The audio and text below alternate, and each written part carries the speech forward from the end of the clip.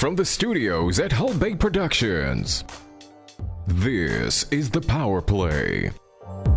Welcome to the PowerPLAY. I'm your host, Tonya McGrath. My guest today is making people's dreams, like mine, stay alive.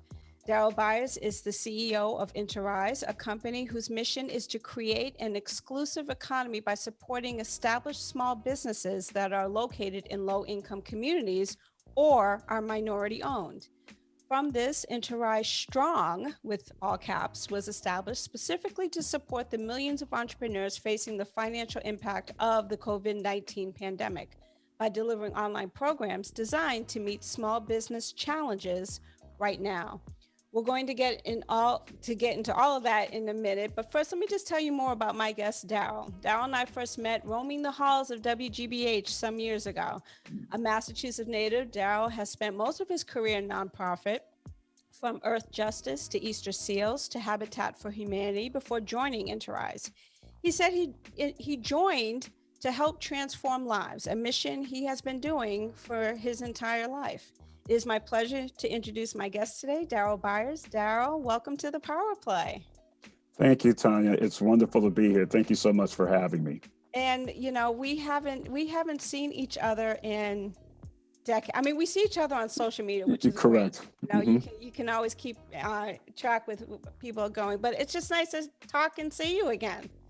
Yeah, it's nice to see you, and I've been following you over the years, and you're doing great things, and keep it up, please. Oh, speaking of someone who's doing great things, and we're going to get into all that too, but thank you. I really appreciate that.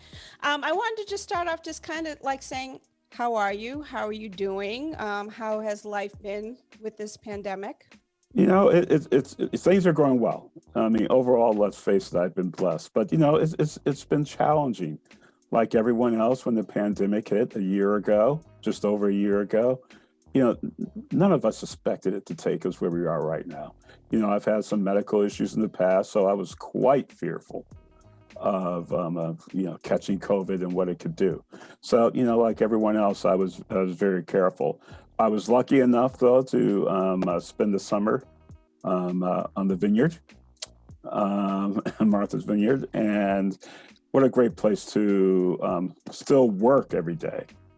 Right. But to get up every morning and see the sunrise over the ocean, it really relaxes you and really just make you thankful for everything that you have in your life.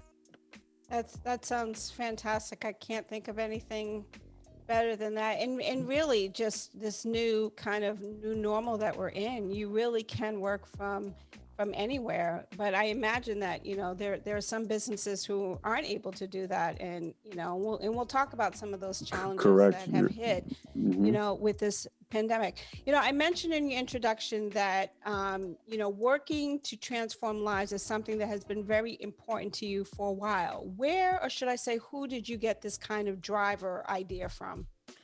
So many people. I grew up in Springfield, Massachusetts, and I think I was in 7th or 8th grade when my father became quite ill, unable to work.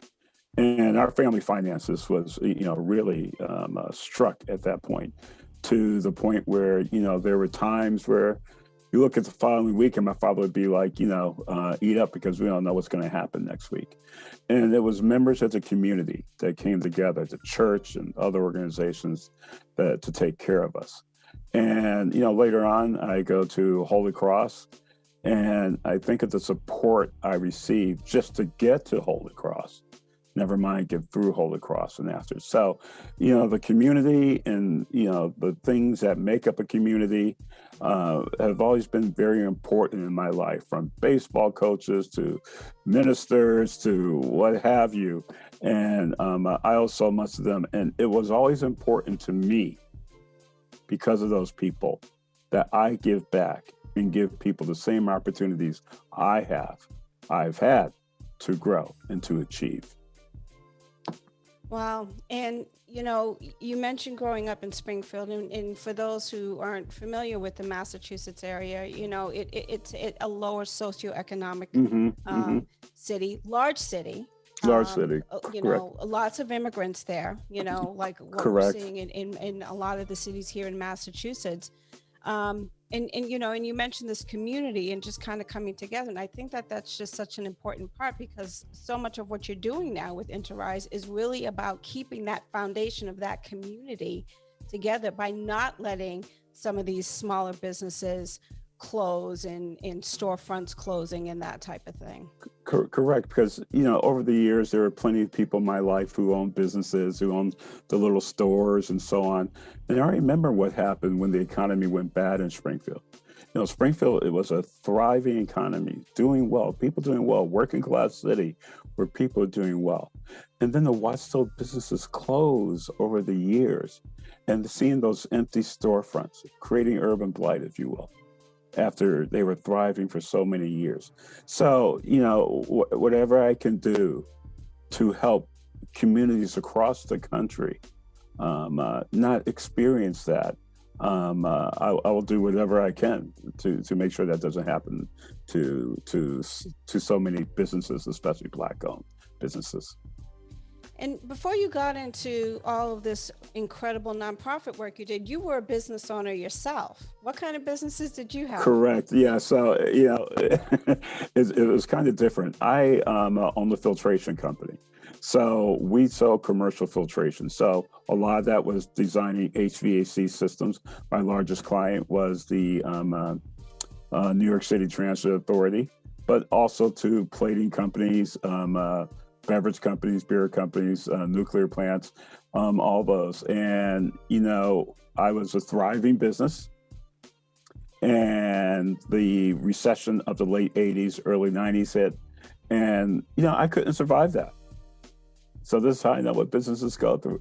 I couldn't survive that. But what happened was I took a job at WGBH, took a part-time job at WGBH, what led to my career. But, I know what a struggle it was for me to have to sit there day after day and try to fight for the extra dollar so I can stay in business. Why did I want to stay in business? Because I wanted to hire people and help the community that I was in. And unfortunately, or fortunately, depending on how you look at it, that didn't happen. But it took a lot out of me to finally face the facts that it was time to close my business. Wow. And these were what millions of Americans across the country, millions of people of color across the country are facing right now. So you get this part-time job at WGBH, and that kind of catapults your nonprofit career. Correct. What was it? How was that a different kind of mindset for you working in nonprofit? Sure. When you essentially I was in sales. I was, selling whatever for my company or whatever company I worked for previous to that. What I learned at WGBH was, in my first nonprofit experience, was it takes time. You want to build a relationship with people. And you feel that when they talk about the impact of the programming on their lives, whether it's children's programming, whether it's children learning how to read, whether it's something they learned on one of the how-to programs or history programs like American Experience. That touched me, that I could touch lives that way by bringing in funds to the station. And when I left WGBH, when I was in the process of leaving, and other companies were contacting me, come back, come into sales and all that. And when I took a look at it, I was like, yeah, I can make more money doing that, but I want to touch lives. And it was a decision I never regretted. And I look forward to my work every day. And not many people can say that. Right. No, it certainly is a very special place. And I don't remember how long you were there. I was there for 25 years. Wow. And, very proud of the work. So I want to take a little bit of a detour here because I read something that you wrote. Mm-hmm. And, and you have talked and you have expressed how equality is something very, very important to you, particularly when it comes to minorities and communities and businesses and whatever. But you had this one powerful quote of yours, and you wrote, "The heaviness in my soul is accompanied by rage and, quite honestly, fear for the world my son is growing up in." And this was in response to George Floyd, who we all know, who was killed almost a year ago. It'll be a year next month. Mm-hmm. Talk about that a bit. Talk about those feelings that you were having then. You know, when I watched that on TV and our computer screens, because I had to watch it a couple of times just to believe that this was still happening in our country. And when you take that 8 minutes and 46 seconds, I think they had that period during his funeral where everything was quiet. And that was so long, and just imagining that. And my parents grew up in a town called Crowley, Louisiana, 2 hours west of New Orleans. And I grew up hearing about Jim Crow and the struggles that they went through. I've seen riots growing up. I've seen people, one person shot by police growing up. And that was in the 70s. I graduated from high school in 1979. I never thought that we'd still be here. I never thought, at least to this level, I never thought that I would have a son and it'd be 2020 and I would have to have the talk with him. Yeah. To talk about what to do if pulled over, to talk about always have your receipt with you when you leave a store. Well, after Trayvon Martin was murdered, and we were in a store a couple of months later, and my son wanted to buy a hoodie. I walked around the store for a half hour debating whether to buy my son a hoodie. And knowing that other families, white families, do not have to agonize over that decision, whether to buy your son a hoodie or not. I bought him the hoodie, but along with that came a lecture. Yeah. You know, he was 12 or 13 years old at the time. So the fact that we're still doing this, the fact that we still have to march, to protest, during the age of COVID to make changes, it wears on you. It just wears on you. You know, he has his license, you know, that every time he leaves the house in the car, I worry. Right. About him getting pulled over. Right. And it's sad. We're just hearing about, you know, the awful story with Dante Wright, and we're hearing about Second Lieutenant Karen Nazario. It's how, you know, and we know what the talk is. My son is 27, and I'm still like, call me, where are you, you know, checking in, that type of thing. You know, and it's, as you said, it's disheartening that we're still having to have these talks. Your son is now starting to drive. What are these conversations like? I mean, you know, it can't be easy. It can't be easy. You know, look, my son's been privileged. He hasn't had the challenges I had. So when you first start talking to him about it, he's like, oh yeah, you know, this is dad. This is, you know, it's one of those old man things. He's crazy. What happened this time? Right. But as he's started to watch these images, plural, images, and as he started seeing it every week, it seems, he gets it.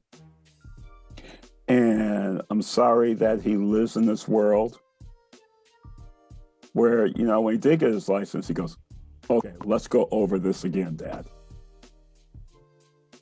You know, that's sad. And, you know, I'm not saying there hasn't been, you know, we haven't moved forward. Of course we have, as a people. But not where we should be, not anywhere close. And sometimes we're taking 10 steps back to move one step forward. Right. And when do we as a society across the board demand change and get change? It's almost, it feels very hopeless. Mm-hmm. And that's a very exhausting feeling to have all the time. Correct. Because if you don't care, you just kind of go through life and nothing bothers you, but just carrying that hopelessness around. And, you know, and now transitioning to your work and what you're doing, you know, you're bringing hope to people. You're giving people hope. You're giving small business owners hope. And so talk about how you came into Interise, how you ended up here. Just give us that story. Sure. You know, I have been in nonprofits for many years, since the early 90s. And, you know, I've been a fundraiser, and I've been changing lives and transforming lives by bringing funds into an institution. And over the years, various people have said to me, you know, it's time for you to run your own nonprofit. It's time for you to run your own nonprofit. And a former colleague called me to say, you know, look, we're looking for a CEO for our company. I asked, well, what you're looking for? She goes, you know everyone in Boston. I was living in Oakland at that point. And we started talking. I went, you're looking for me. You know, someone who has led, someone who believes in mission, which is the most important thing about any organization you work for, that you believe in the mission. And as I discovered more and more about the organization, I'm a former business owner. And what appealed to me was, yes, we're changing the lives for business owners, but not only that, these businesses grow and hire from the community. We are changing the lives in the community itself. Okay, creating generational wealth. You employ people from the community, they buy houses in the community. Okay, so you're not getting other people moving in and, you know, forcing them out. Right. You know, so create home ownership, build wealth. You know, we're one a lane, if you will, in building racial equity across this country. And that was another thing that was important to me about this organization. We're in over 80 communities across the country. So we have 1,000 people, businesses a year that are graduating from this program. Wow. So it's impactful, it's meaningful, it's life-changing. And, you know, and that's what attracted me. It's challenging. Yeah. You know, I'm a very competitive person by nature, as anyone who works with me will tell you. And I appreciate and like the challenge. So talk specifically about what Interise does for small businesses. Sure. We created a curriculum back in 2004 called the Streetwise MBA. It's a 7-month program that trains businesses about growing their program, it's growing their company. So, for example, our companies, they're established businesses. They have to be in business for 2 or more years, have to have $250,000 operating budget, and have at least 2 employees, because you want one person to take the course. It's a 7-month course. It's a very intense course that teaches you every facet of running a business. You create a 3-year growth plan your very first day. It's usually not very good. But then, okay, but then we give you the tools along the way about human resources, about marketing, about accessing capital. Probably the most important thing people learn in that program, about understanding your cash flow. It's amazing how many businesses, could be a $2 million business, $3 million business, who do not understand about cash flow and how to read a balance sheet. We bring in guest experts along the way. So, you know, if it's about accessing capital, we bring in someone from the banks, a financial institution, to talk to you about it. And the whole time you're updating your growth plan. So by the time you graduate, it's excellent. You develop your elevator pitch, you have a growth plan, and so on. Not only that, we're going to stay in touch with you. So for the next 3 years, we follow you very intensely. And what people find is creating that peer-to-peer conversation during the classroom experience and after that really keeps you going. Because being a CEO, as I can attest to, can be a very lonely space. So knowing there's other people going through the same struggles, and we have a platform called Interise Connect, and they come together on that platform, a free flow exchange of ideas. This is working for me. You know, I found this challenge, or I want this MBE certification, or this certification. How'd you go about that? And, you know, it works. It works. And the results have been amazing. 36% of our organizations grow revenue. We have a 96% approval rating by the organizations that businesses that take our course. And you go to a graduation, and my first graduation I went, okay, they took a 7-month program, you know, okay. Tears. Absolute tears. Everyone in that room. I just want to highlight some of the stats that come out of this program. 99% of the businesses that have taken the course have received 1 or 2 small business paycheck protection program loans. 99% have developed a pivot plan. We're going to talk about that in a second. 10% have experienced revenue growth. 25% have rehired staff, and this is as a result of what happened in the pandemic. And 32% are actually hiring new staff. And so, you know, you were doing this before COVID. And then when COVID hit, your whole organization, you guys had to pivot because businesses were being closed down left and right. The economy was it was non-existent, particularly in these smaller minority communities. So talk about that pivot and how you were able to still get people interested in you know, coming out with some of these amazing stats that you did. Yeah, sure. You know, we had a big conference, Interise 2020, last year. On the second day, the governor declared a state of emergency. And immediately, everyone's whole world changed. We had 250 people that attended, and everyone's whole world, we all sat there knowing that, okay, this is something different. It may last 2 months, 3 months. No one's dreamed a year, but we knew immediately something was different. So when we all came together, and we closed our office immediately. So when we all came together virtually as a staff, and one of my staff members developed this plan, Interise STRONG, how we can take portions of the Streetwise MBA, bring them together into a more focused, intense level, 1 week, 3 weeks, a month, and develop a 90-day emergency plan for these businesses, help them develop a 90-day emergency plan, bring in guest experts to talk about the PPP loan, and you know, accessing capital, how to take care of yourself. We developed this really over a weekend and started implementing it 2 weeks later. Wow. And you know, our alumni, they knew that Interise would have something, and they immediately came to us. And what that has meant over the last year, 400 businesses have participated in Interise STRONG. And you read the stats from that. And we have a wait list of 200 businesses. And one thing I should mention, the Streetwise MBA and Interise STRONG, we do not charge for this. Wow. Say that again.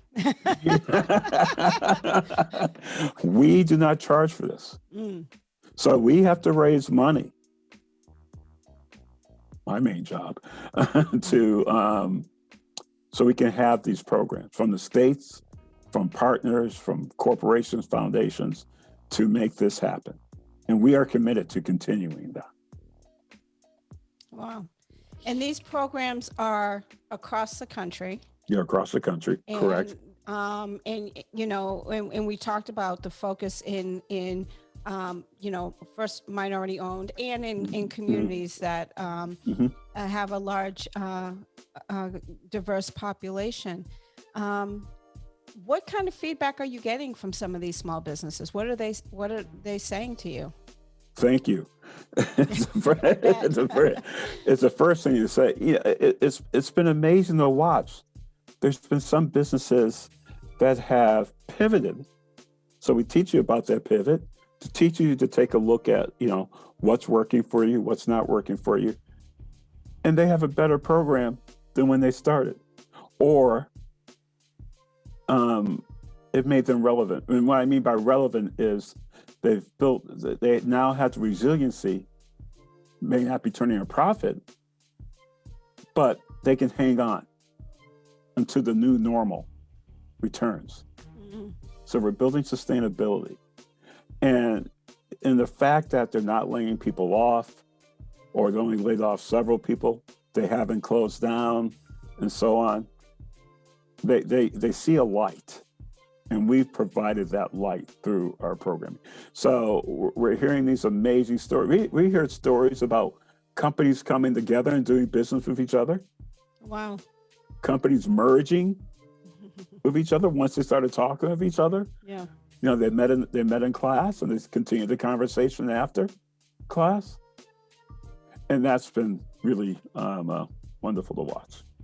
So how do you grow this? I mean, you mentioned you have 200 people on the waiting list now, and what's next for Interise? Like, how, as far as I can tell, we're still in this pandemic space, and yes, things are getting better. Things are starting to open up slowly. So what's next?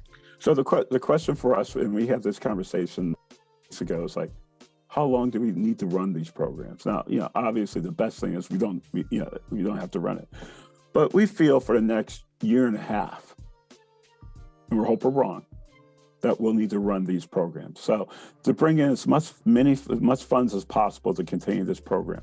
Another program we do that I didn't mention earlier was Accelerate Latinx. So that Streetwise MBA program, we've have a program geared specifically for the Latino community. And we piloted in 5 cities, overwhelming success. In Phoenix, we did the program completely in Spanish. Wow. So we like to take Interise Strong and do a Accelerate Latinx version of that, if you will. So it's providing more opportunity for businesses to grow, to build sustainability, and to keep providing them the tools afterwards. So I mentioned Interise Connect, about how our alumni exchange information on that and learn more. We want to build that. We want to make that a robust a platform for them to come to for continuing education and continuing to learn, and providing them content online to keep moving forward. Because once they take our course, they really get the bug. They're always like, give us more. So we're trying to keep up with that, if you will. The PowerPLAY ends each show with asking our guests 3 questions. And my first question to you is, who has been your greatest influence and why? Congressman John Lewis. I had the pleasure of meeting him about 7 years ago at the Sun Valley Writers Conference in Sun Valley, Idaho, where he was the keynote speaker. I spent 3 mornings, me and my wife, walking across the lawn with him. And when he talked about how they used to practice to get beat, to get cigarettes burned, put out on them, and talked about walking across the bridge and seeing the police out there, the Pettus Bridge, and knowing what was expected of, what was going to happen to them. And they didn't give up. So he kept on the fight. So he's my hero. Wow.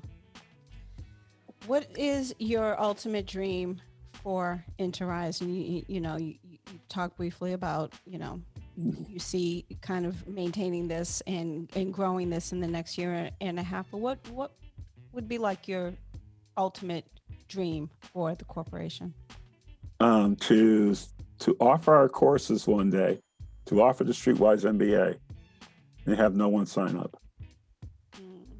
because we've achieved racial equality.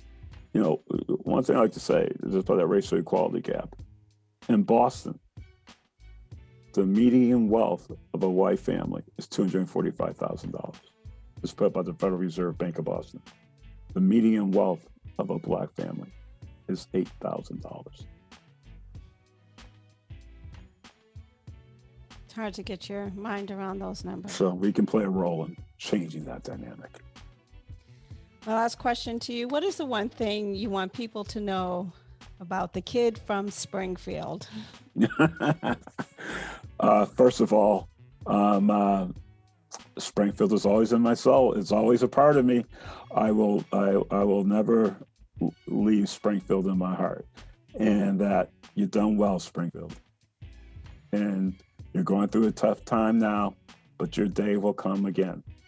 And that's this child of Springfield has grown up and achieved because of you. So, Darrell Byers, CEO of Interise, thank you so much for being a guest on the show today. And just quickly tell our audience how they can learn more about your program, perhaps contribute to your program, to your organization. Please, we always take donations. Interise.org is our website. Please log on. Or if you work for a company that you think may be interested in supporting us, please give me a call. So once again, that's Interise.org. All right. Darrell, thank you so much. Thank you so much, Tanya. I look forward to seeing you in person when we all can get together, and keep up the good work. Awesome. Thank you so much. I appreciate it. Remember, you can listen to past episodes of the PowerPLAY Show wherever you subscribe to podcasts, including iTunes, iHeartRadio, Apple Podcasts, and now Pandora Podcasts. You can also watch us on YouTube. Simply search the Whole Bay Productions Media channel. And we air each and every Saturday at 5 p.m. on BroncoIRadio.com. So there's so many ways that you can catch the PowerPLAY Show. Again, wherever you subscribe to podcasts, or on YouTube by searching the Whole Bay Productions Media channel, on BroncoIRadio.com on Saturdays at 5, or you can just visit our website at thepowerplayshow.com. Before I leave you this evening, I just wanted to share something that's been circulating on social media, and I think it's important that you hear it here as well. And my brother, T.O. Lee, had this on his Facebook page, and I just want to share it with you. We don't know who the author is. I hope that you do come forward, because it's an extraordinary snapshot of where we are right now in this time. I need to run some errands. To ensure I arrive alive, I won't take public transportation. Oscar Grant. I will remove all air fresheners from the vehicle and double check my registration status. Dante Wright. And ensure my license plates are visible. Second Lieutenant Karen Nazario. I will be careful to follow all traffic rules. Philando Castile. I'll signal every turn. Sandra Bland. I'll keep the radio volume low. Jordan Davis. And I won't stop at a fast food chain for a meal. Rayshard Brooks. I'm too afraid to pray. Reverend Clementa C. Pickney. So I just hope the car won't break down. Corey Jones. When I run my errands today, I'll be sure not to dance. Elijah McLean. Or stop and play in a park. Tamir Rice. Or patronize a local convenience store for snacks. Trayvon Martin. Or walk around the neighborhood. Michael Brown. Once home, I won't stand in my backyard. Stephon Clark. Or eat ice cream on the couch. Botham Jean. Or play any video games. Tatiana Jefferson. I'll just watch a movie around 7:30 p.m., but I won't leave the house to go to Walmart. John Crawford. Or on a jog. Ahmaud Arbery. I won't even walk to see the birds. Christian Cooper. I'll just sit and remember what a blessing it is to breathe. George Floyd. And I definitely won't go to sleep. Breonna Taylor. Until next time, I'm your host, Tonya McGrath. Put on a mask. Stay safe. Stay diligent. Please don't give up hope.